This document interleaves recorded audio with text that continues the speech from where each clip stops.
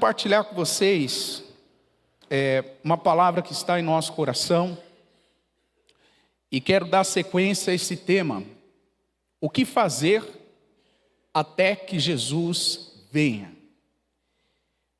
Esse tema, ele é reflexo de uma inquietação que veio no meu coração depois de um tempo investido em oração e estudo da palavra.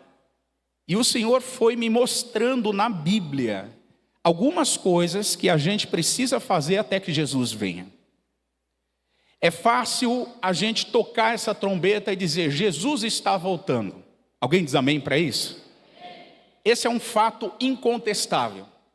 Você sendo da igreja ou você não sendo da igreja, o mundo já diz isso. O mundo sabe que Jesus está voltando. Esse não é um assunto de domínio de cristãos. Esse é um assunto de domínio da sociedade.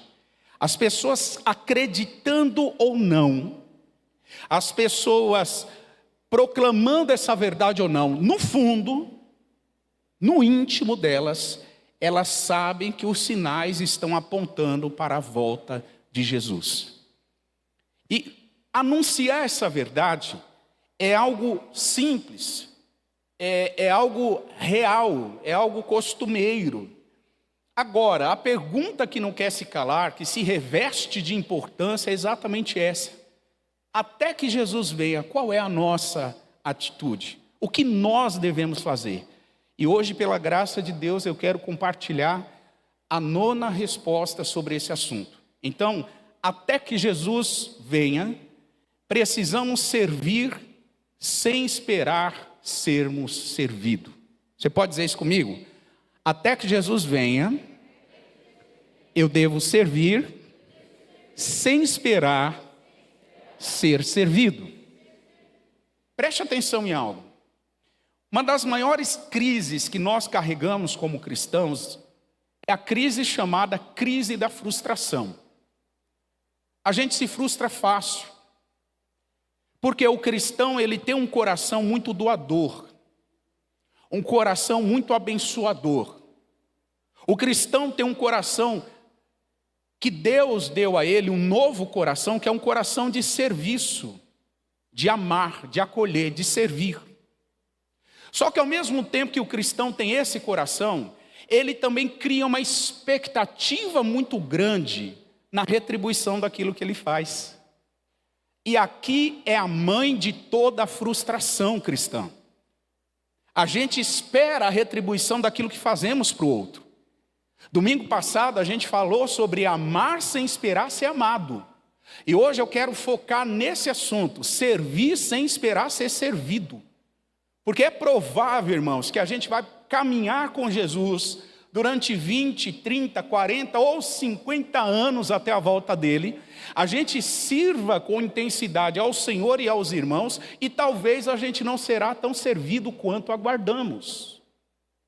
E isso não pode ser raiz de frustrações na nossa caminhada com Jesus. Marcos capítulo 10, eu quero mostrar isso de acordo com um ensino que Jesus ele compartilhou com os discípulos numa ocasião muito específica. Marcos capítulo 10 e verso 35, por favor.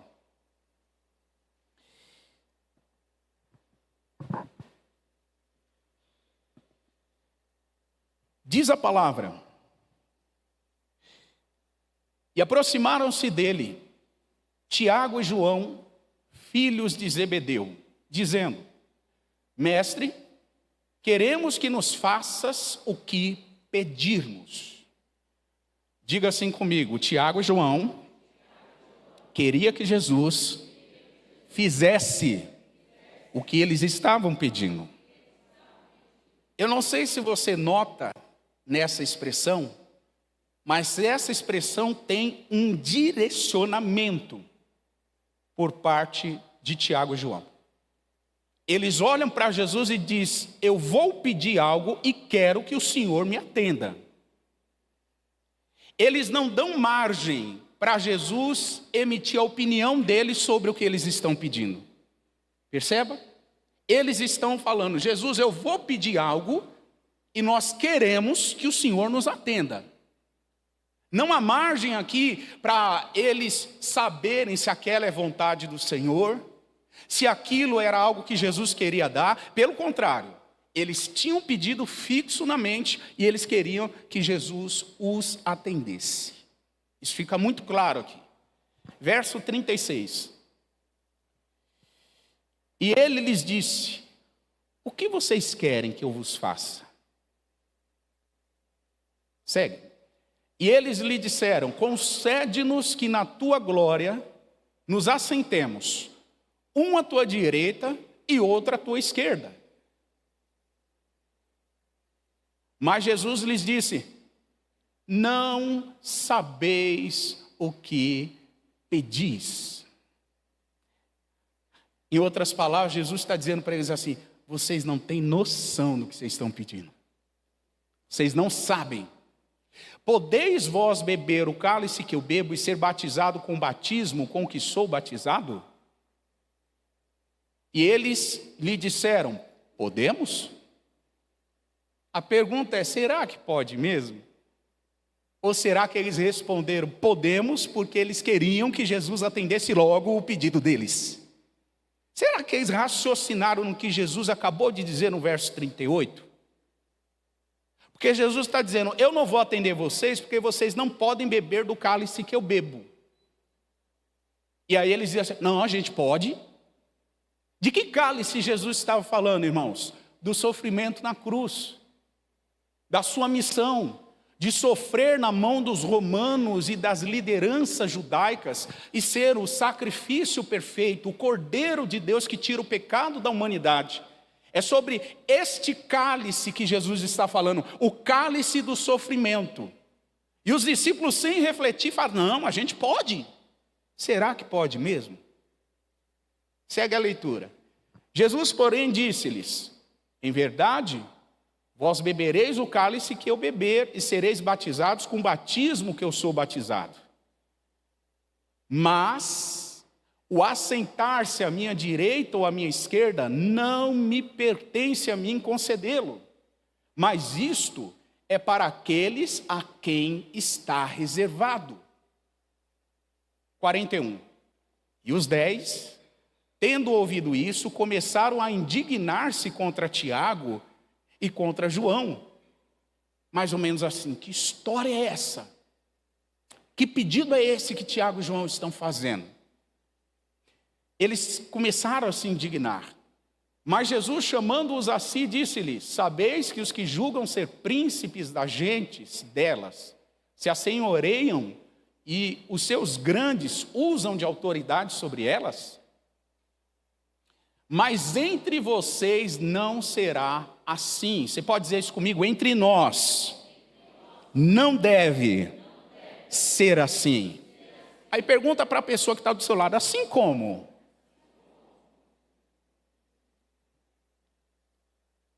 Como alguém que impõe autoridade, como alguém que exige coisas, como alguém que quer reivindicar aquilo que não lhe é direito.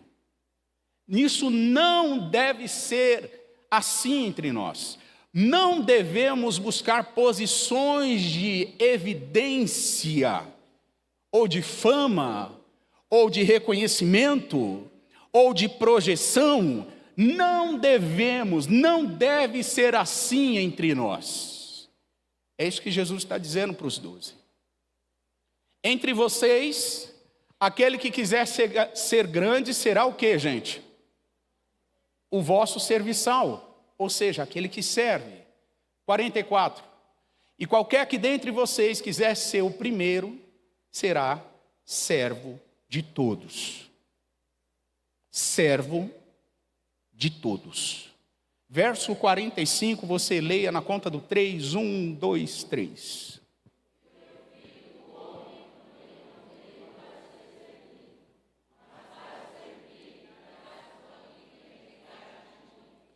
Muito bem, meus irmãos. Esse texto que nós lemos, um pouco estendido, ele conta uma das grandes lições e aprendizados, um dos grandes aprendizados que Jesus deu aos discípulos.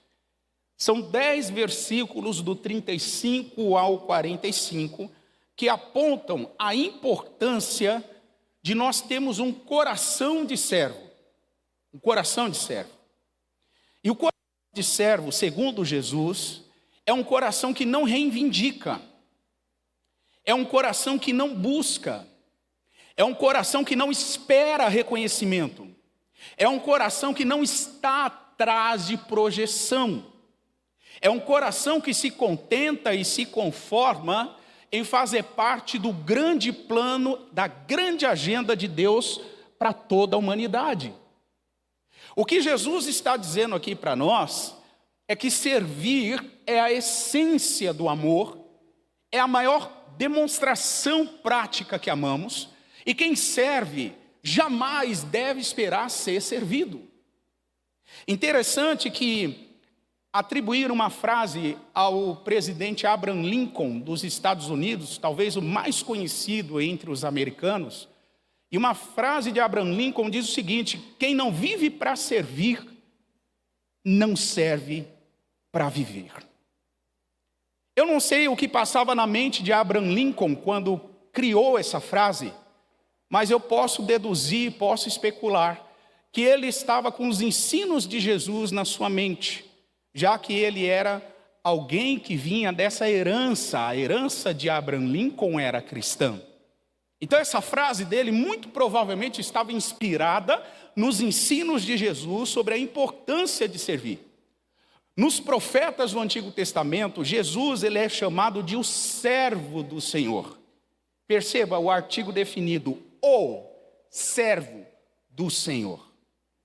Isso quer dizer, Jesus é o modelo, a perfeição, aquele que serve com um exemplo perfeito, irrevogável. O Evangelho de Marcos, que é o que nós estamos lendo aqui, apresenta também Jesus como servo do Senhor. E nesse texto em especial, a gente encontra uma série de orientações sobre servir. Eu gostaria de investir aqui algum tempo mostrando algumas coisas que aparecem aqui. Por exemplo, no verso 35, os irmãos Tiago e João, que são filhos de Zebedeu, se aproximam e pedem para Jesus atender aquilo que eles estavam pedindo. Só que esse pedido, irmãos, refletia o egoísmo deles. Aquele pedido de sentar-se um à direita e outro à esquerda, refletia o orgulho deles, o egoísmo deles. Eles não pedem isso porque seria isso importante para o reino de Deus. Eles não pedem isso porque isso seria importante para a agenda de Deus daqueles dias. Negativo. Eles estão pedindo isso porque eles teriam projeção. Eles seriam melhor vistos. Os 2 discípulos que andam à direita e à esquerda de Jesus. Os 2 discípulos que se projetam. Os 2 discípulos que no reino de Deus, nos céus, na eternidade, vão se assentar ao lado direito e ao esquerdo de Jesus. A pergunta é muito simples. Com qual frequência a gente se coloca no lugar desses discípulos e fazemos os mesmos tipos de pedidos para Jesus? Com qual frequência a gente se aproxima do Senhor e faz mais ou menos pedidos como esses aqui, recheados de egoísmo, recheados de vaidade, recheados de busca por projeção, recheados por causa dos nossos traumas internos, que a gente busca aceitação, busca ser reconhecido, busca ser visto, busca ser aplaudido, busca mostrar para as pessoas que a gente deu certo, que a gente deu a volta por cima, que a gente não é mais o mesmo. Quantas vezes a gente se aproxima de Jesus com a mesma motivação? A mesma. Então, olhando para esses discípulos, eu percebo aqui uma primeira lição. O quanto que nós utilizamos o servir para, no fundo, buscarmos aprovação e reconhecimento daquilo que nós fazemos. Quantos de nós? Quantas pessoas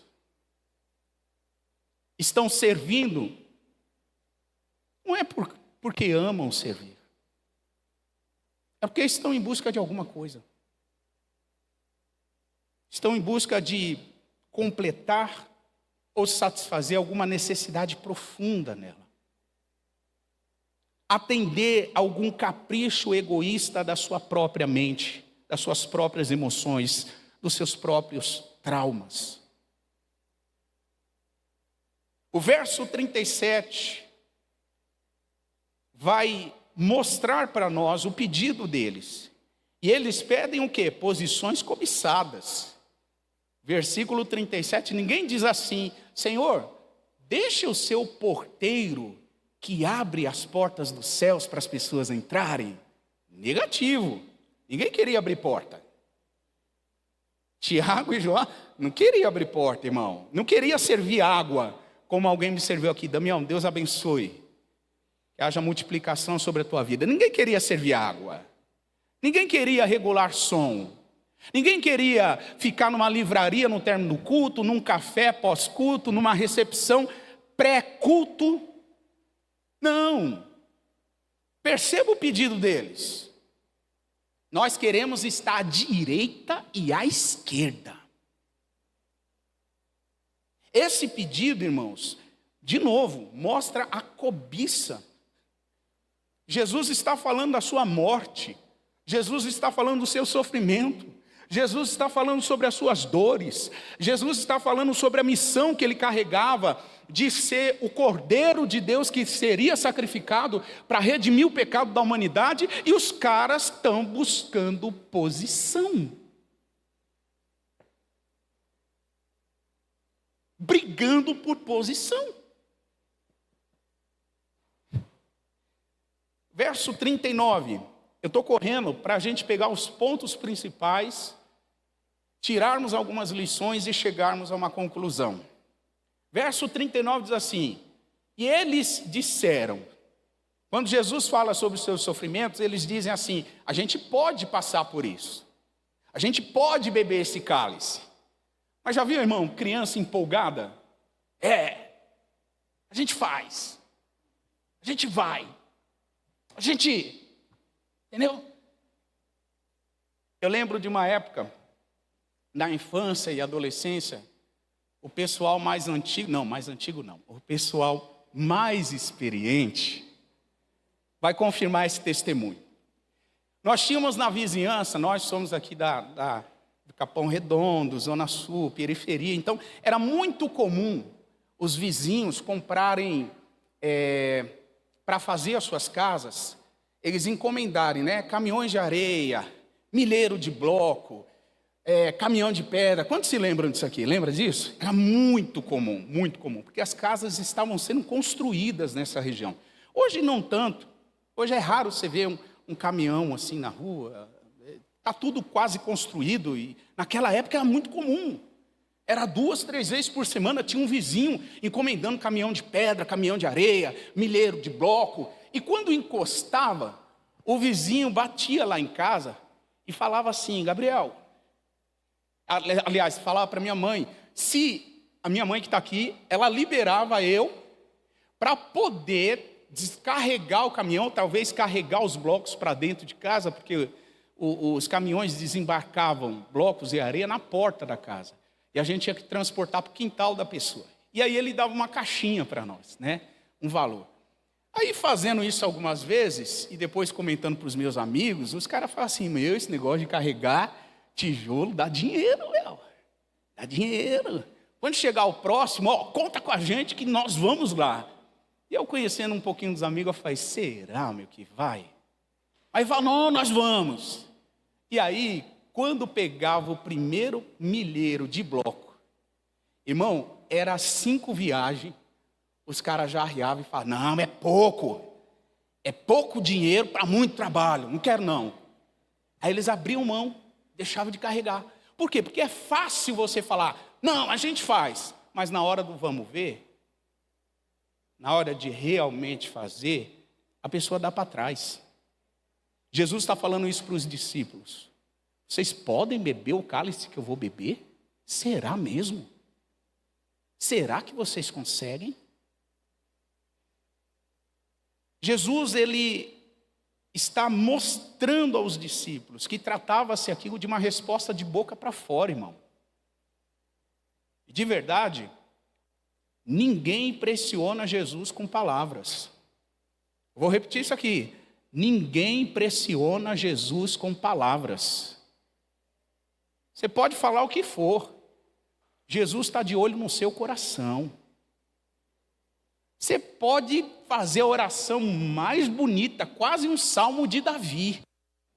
Mas se ele olhou para o teu coração, meu amigo, minha amiga, e viu lá dentro uma indisposição de fazer o que você acabou de falar, esquece. Ele está de olho no coração. Ele está de olho na motivação daquilo que nós nos comprometemos a fazer. E é isso que Jesus mostra aqui. Ele estava de olho na motivação dos discípulos. No verso 40, Jesus vai responder o porquê não concederia para eles aquele pedido. E ele diz assim: o assentar-se à minha direita ou à minha esquerda não me pertence, mas isso é para aqueles a quem está reservado. Interessante, Jesus não diz nem que sim, nem que não. Jesus não diz que vai atender os discípulos, mas também não diz que não vai atender.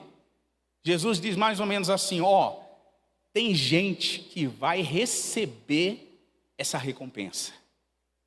Que o Jerônimo, um dos pais da igreja, comentando isso, ele disse que Jesus não ia responder nem que sim, nem que não, porque se ele respondesse que não, ele ia envergonhar o Tiago e João. Se ele respondesse que sim, os 10 iam ficar irados com inveja, porque só eles e não a gente.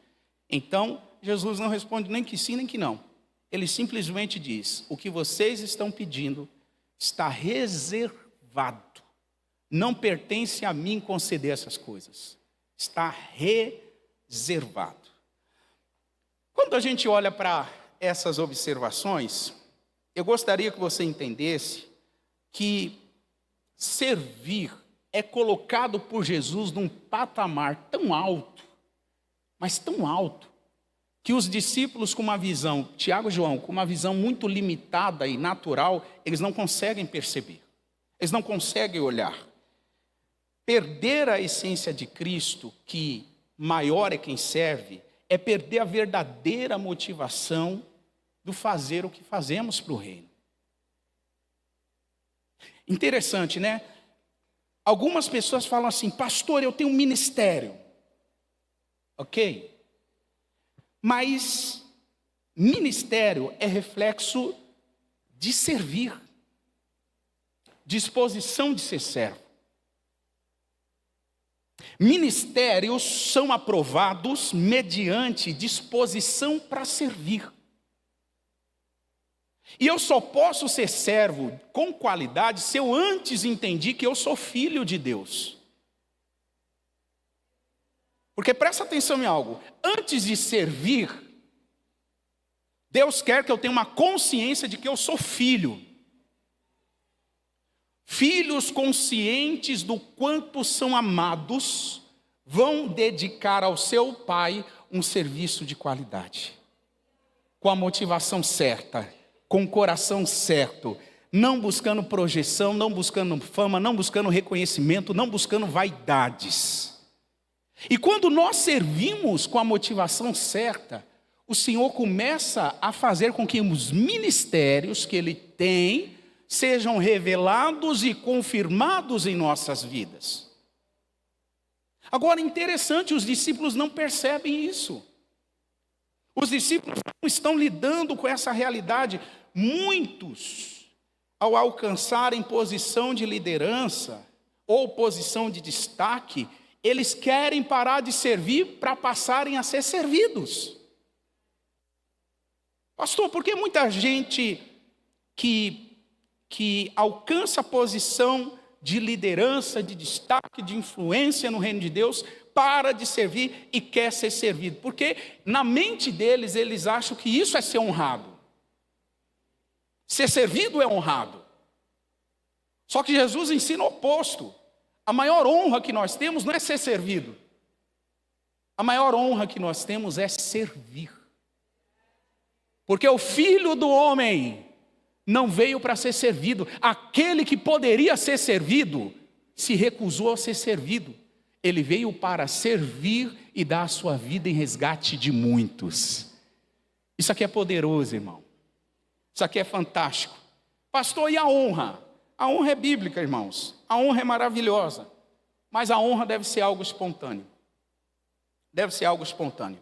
Honramos e servimos os nossos líderes, mas não fazemos isto porque eles têm uma posição, mas porque é um movimento espontâneo de quem é filho de Deus e reconhece figuras de autoridade sobre a sua vida. Pastor, o que significa servir sem esperar ser servido? E aqui eu trago 4 respostas para essa pergunta. Em primeiro lugar, servir sem esperar ser servido significa ter disposição para imitar o exemplo dado por Jesus, ou apresentado por Jesus. Marcos 10, 45, a gente já leu, o Filho do Homem não veio para ser servido, mas para e dar a sua vida em resgate de muitos. Em João capítulo 13, no episódio do lava-pés, Jesus coloca a água numa bacia, isso está no versículo 5 de João 13, ele coloca água numa bacia e começa a lavar os pés dos discípulos. E depois ele enxuga com a toalha que ele estava cingido. E olha o que diz o versículo 5 de João 13. A palavra vai dizer que Jesus, ao fazer isso, ele deu um exemplo de serviço. Jesus não só falou que ele veio para servir, Jesus veio e demonstrou que ele era o servo por excelência. Ele estava aqui para servir. O apóstolo Paulo entendeu isso muito bem, irmãos. Tanto é que em Filipenses 2,7, quando ele vai falar sobre o que Jesus fez, ele usa a seguinte expressão, Filipenses 2,7. Ele diz assim, que Cristo aniquilou-se a si mesmo, tomando a forma de servo. Olha isso, Filipenses 2,7. Jesus tomou a forma de servo. De servo. Ele fez semelhante aos homens. O que isso quer dizer? Jesus não impôs o seu direito de divindade. Jesus abriu mão dos seus direitos e se fez um escravo voluntário. Irmãos, é impressionante. As empresas mais prósperas que eu conheço no Brasil, os seus CEOs, os seus presidentes, são pessoas que adotam o modelo de servir de Jesus. Eles não se sentem dono de nada, eles adotam uma postura de servir com os dons que eles têm para potencializar outras pessoas, para multiplicar o negócio, e eles não ficam atrás de uma mesa dizendo, todo mundo que é meu funcionário, vem aqui me servir. Pelo contrário, as empresas mais prósperas que eu conheço da nação brasileira são lideradas, presididas por gente que segue o modelo de Jesus. E quer um detalhe? A maioria deles não são cristãos, tá?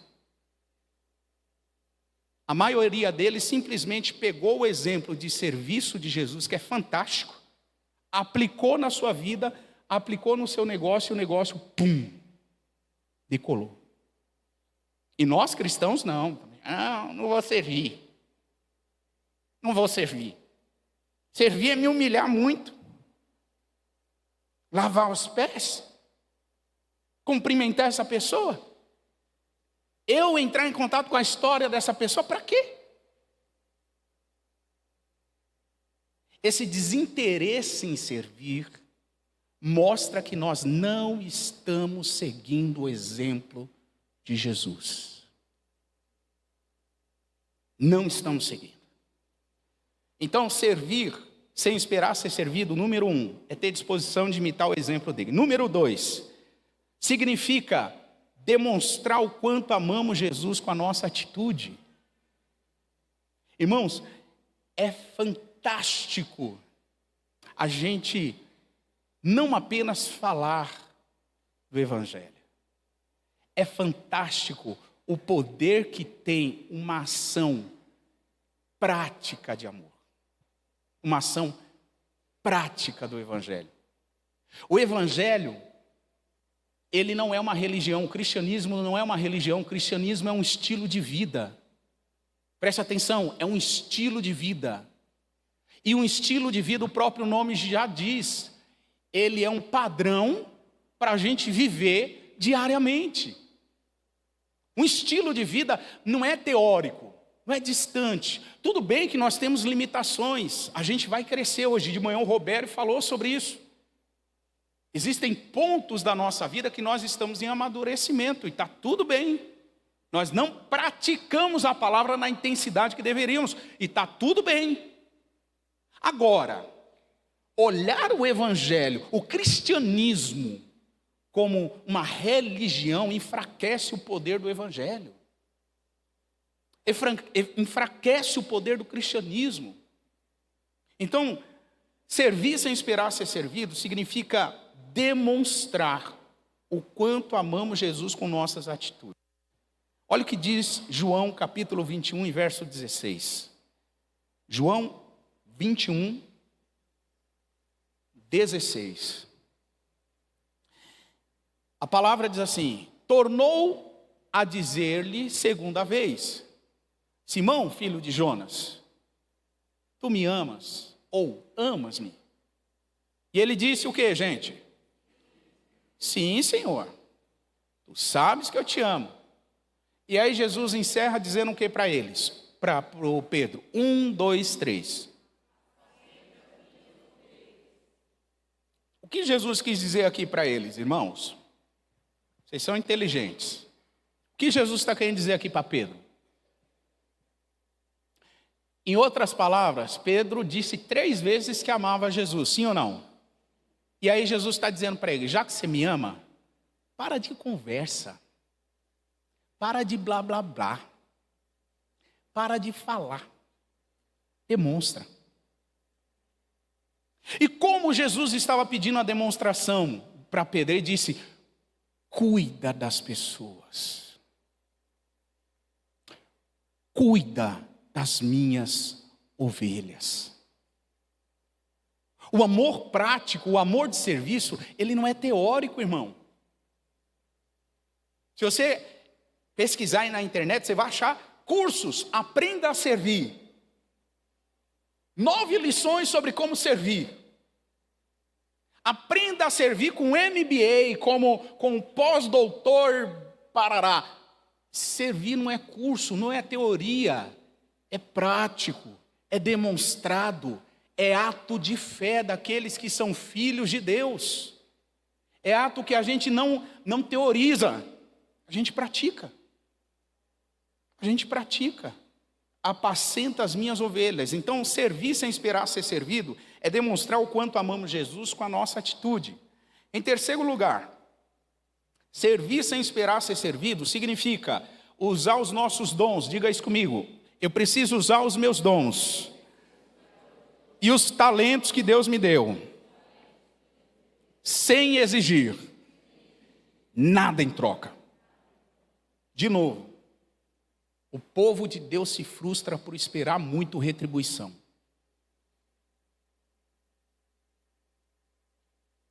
Eu servi aquela pessoa na sua dificuldade. Eu orei por aquele enfermo e ele foi curado. Eu investi horas ouvindo o problema daquela pessoa, Deus me usou, deu direção para ela e o problema foi solucionado. Agora essa pessoa não quer me servir com o dom que ela tem. Se frustra, irmão. Você se frustra. Eu digo isso aqui constantemente. Em 18 anos como pastor, você não tem noção da quantidade de pessoas que, pela graça de Deus, nós já ajudamos. Muitas pessoas. Mas sabe o que eu aprendi para chegar até onde eu estou hoje? O Senhor me ensinou isso. Perdoe rápido as pessoas que te ofendem. Não espere retribuição.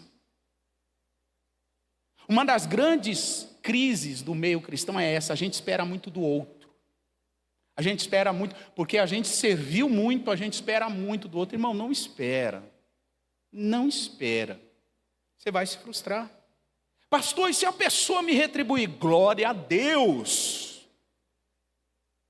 Mas se não retribuir, fica em paz. Perdoa, ame, sirva e segue a vida. Segue a vida. 1 Pedro capítulo 4 e verso 10. O apóstolo Pedro, o mesmo que ouviu de Jesus se ele amava ou não, o mesmo que ouviu de Jesus, cuide das minhas ovelhas, o apóstolo Pedro vai dizer isso no versículo 10 de 1 Pedro 4. Cada um administre aos outros o dom como recebeu, como bons dispenseiros da multiforme, o que, gente? Graça de Deus. Se alguém falar, fale segundo as palavras de Deus. Esse é o 11. Se alguém falar, fale segundo as palavras de Deus.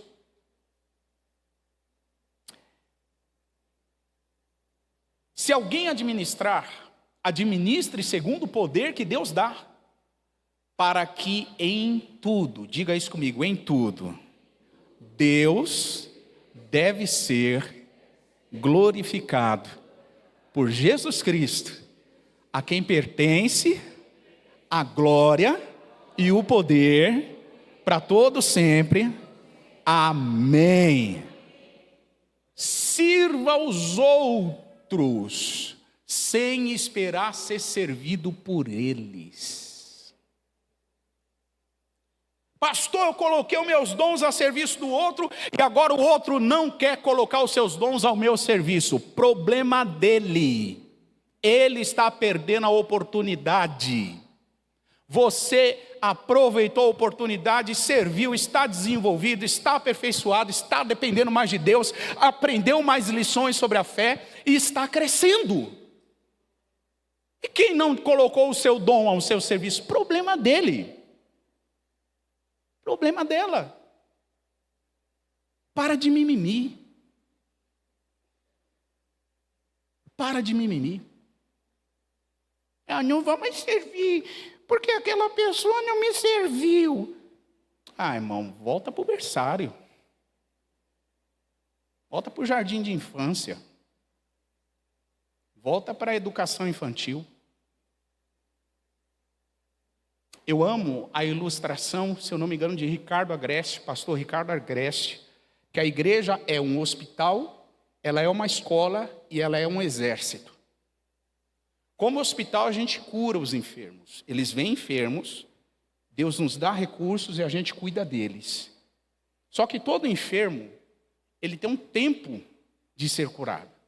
Quando ele sai do hospital, ele vai aprender. Então, como escola, a igreja ensina. Agora, como exército, a gente prepara, irmãos, guerreiros para a batalha. A gente não prepara crianças, a gente prepara guerreiros para combater, porque nós estamos em guerra espiritual. E se você não abrir os seus olhos até que Jesus volte, você vai se distrair, esperando o outro servir você com os dons que ele tem. Você vai se distrair, você vai se frustrar. Então, servir sem esperar ser servido. Em terceiro lugar, significa usar os nossos dons e talentos a serviço dos outros, sem esperar, sem exigir absolutamente nada em troca. Precisamos ser útil na vida das pessoas, na maneira que pudermos, no local que estivermos. Ouça isso, você foi levantado por Deus para ser útil na vida de alguém. Eu vou repetir isso. Deus colocou dons específicos na sua vida. E há pessoas amanhã te esperando no trabalho para serem abençoadas por esses dons. Há pessoas no teu local de estudo, ei jovem, que está esperando os seus dons em ação. Há pessoas ali na sua vizinhança. Há pessoas carentes, precisando da graça de Deus por intermédio do dom que Ele depositou na sua vida. E às vezes você enterrou o dom, enterrou o talento. Sabe por quê? Porque você serviu muito e ninguém serviu você. Você ficou esperando troca. Você ficou esperando retribuição e não veio. E aí você enterrou. Essa é uma noite que o Senhor está chamando a gente para desenterrar dons. Essa é uma noite que os talentos que o Senhor nos confiou, eles estão vindo à tona novamente para nós servirmos, independente se os outros vão servir a gente. Então, em terceiro lugar, sirva com os talentos que Deus lhe deu, com os dons que Deus lhe deu. Em quarto e último lugar, servir sem esperar ser servido significa demonstrar alegria pelo privilégio de servir. Você pode dizer isso para a pessoa que está do seu lado? Tenha alegria pelo privilégio de servir no reino de Deus. Irmão, isso aqui é lindo demais. Alegria. Alegria.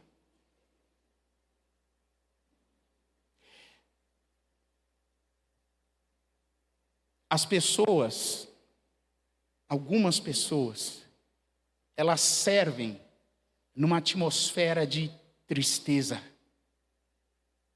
de angústia, de opressão. Elas servem como se estivessem servindo aos homens. Ai. Irmão, alegria. Sabe o que é alegria? O dono do universo, ele poderia fazer tudo sozinho, ou, na melhor das hipóteses, enviar os seus anjos, que são os seus servos executores. Ele decidiu contar comigo e com você. Alegria de participar do que Deus está fazendo aqui na terra. Alegria. Lucas capítulo 10, deixa eu te mostrar isso. Eu estou terminando, verso 1. A gente vai correr aqui para ir para o final. Ministério de Louvor já pode se posicionar, por favor. Lucas capítulo 10 e verso 1. E depois disso, designou o Senhor outros 70 e mandou-os adiante da sua face, de 2 em 2, a todas as cidades e lugares aonde ele havia de ir. Veja, Jesus envia 70 discípulos, de 2 em 2, em lugares que ele não poderia ir, porque ele era só um. Então ele envia os discípulos com autoridade. Versículo 9. Jesus manda eles com a seguinte missão. Vocês podem ler? 1, 2, 3.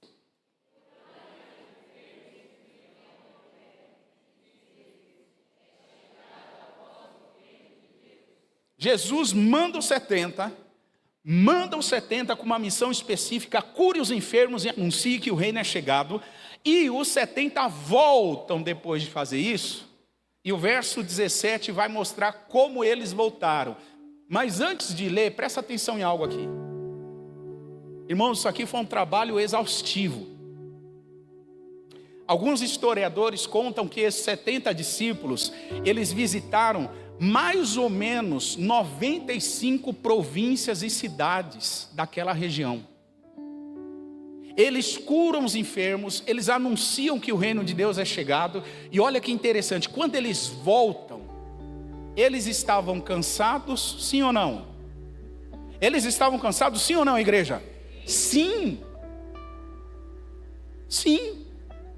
Mas quando eles voltam, olha o que diz o verso 17. Diz a palavra: e voltaram os 70, abatidos, tristes e procurando uma cama. É isso que está escrito aí, irmão? Não, né? Como é que eles voltaram? com alegria. E eles diziam: Senhor, pelo teu nome, até os demônios se nos sujeitam. Até os demônios se sujeitam à autoridade do teu nome. Alegria. Alegria. Houve cura, houve restauração, como Damião orou aqui antes da oferta. Eles foram restaurados na sua alma, no seu corpo físico, no seu espírito. Eles voltam com alegria e eles anunciam a melhor mensagem para aqueles homens: o reino de Deus é chegado. E mais, eles fazem tudo isso numa atmosfera de alegria. Sabe por quê, irmãos? Porque o reino de Deus não é comida e nem bebida. Porque o reino de Deus é paz, justiça e alegria no Espírito Santo. Precisa ter alegria. Servir sem esperar ser servido é demonstrar alegria e privilégio pelo ato de servir. E eu leio o último texto bíblico dessa noite. Se coloque de pé, por favor. Gálatas capítulo 5 e verso 13. A gente termina lendo isso aqui.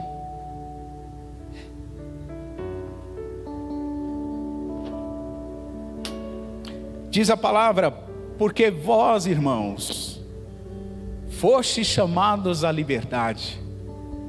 Não useis da liberdade para dar ocasião à carne, mas façam o quê?